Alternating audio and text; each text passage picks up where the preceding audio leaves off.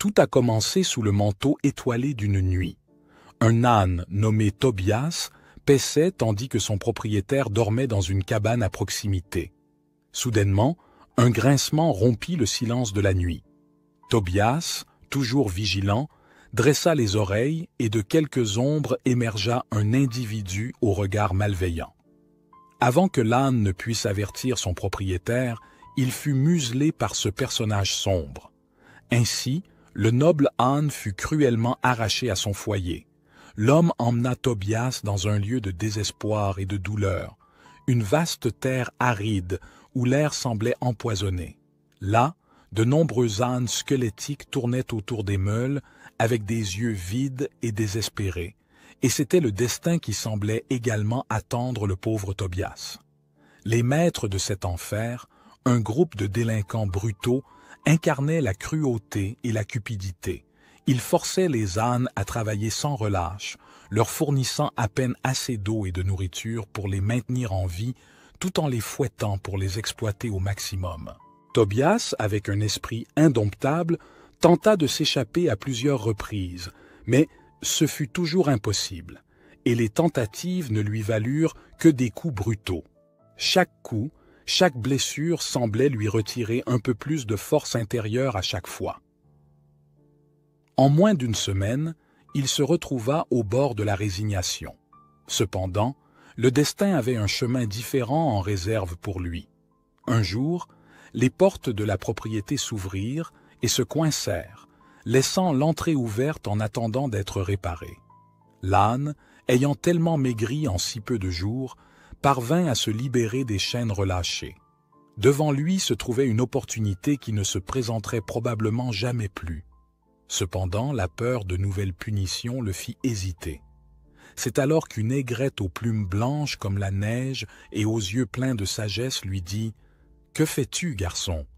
Tu ne peux pas manquer cette opportunité. » L'aigrette, qui avait observé le tout depuis les branches d'un arbre proche, encouragea Tobias avec tant d'insistance que finalement, l'âne trouva le courage de saisir l'opportunité. Sans trop d'efforts, Tobias se libéra de ses chaînes et s'échappa de la propriété, avec l'aigrette volant à ses côtés. Cependant, les délinquants ne restèrent pas inactifs. Ils montèrent leurs chevaux et commencèrent à poursuivre le pauvre petit âne. À ce moment-là, il semblait que le monde conspire contre Tobias, car une pluie battante commença à tomber avec force. Le déluge transforma le sol en un marécage gluant, empêchant l'âne de voir au-delà de son nez. Cela le fit trébucher sur des troncs et des pierres. Tobias, déjà affaibli par la malnutrition et la fatigue, luttait pour rester debout, mais les délinquants étaient impitoyables. Avec des larmes de désespoir, Tobias ne faisait que pleurer et répéter « Je n'y arrive pas ». Son inclination à se rendre et son désespoir grandissaient à chaque pas. Cependant, il n'était pas seul. L'aigrette avait volé au-dessus des nuages pour échapper à la tempête, mais elle n'avait pas abandonné Tobias. Sa voix, presque étouffée par le bruit de la pluie, l'encourageait. « Continue, Tobias.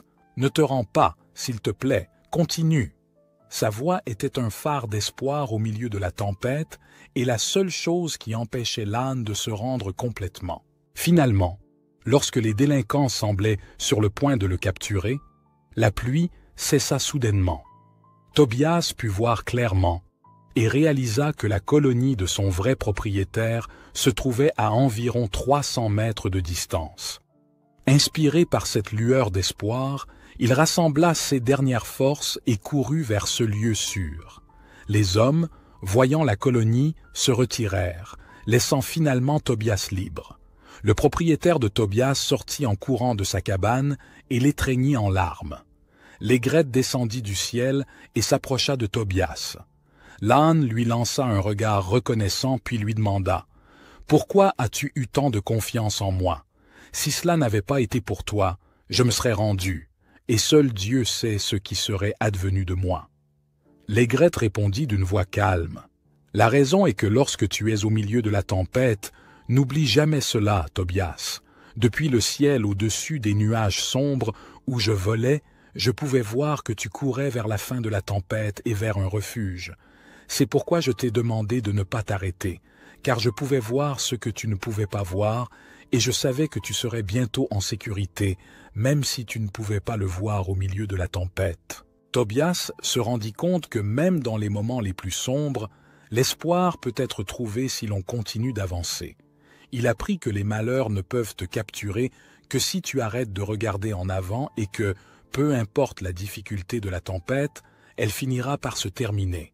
Tu dois simplement suivre cette lumière qui t'invite à ne pas céder à l'obscurité. Si tu te trouves actuellement au milieu d'une tempête, s'il te plaît, écoute-nous et ne te rends pas. Continue d'avancer, tu peux y arriver. Une vie meilleure t'attend. Libère-toi des chaînes de la peur, des critiques et des soucis concernant ce que les autres pensent ou ce que tu deviendras. La seule chaîne qui peut vraiment t'arrêter est ton esprit. Considère cette histoire qui te permet de t'élever un peu au-dessus des nuages de la tempête, afin que tu saches que la liberté t'attend. Tu as tout notre soutien.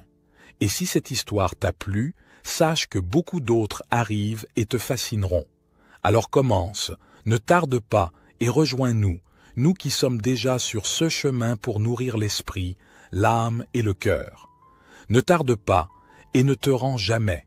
Fais-nous savoir dans les commentaires ce que tu penses de cette histoire et si tu t'es déjà senti comme Tobias. Si la vidéo t'a plu, n'oublie pas de t'abonner à notre chaîne pour ne pas manquer les prochains contenus. Active également la cloche de notification et nous nous verrons dans la prochaine vidéo.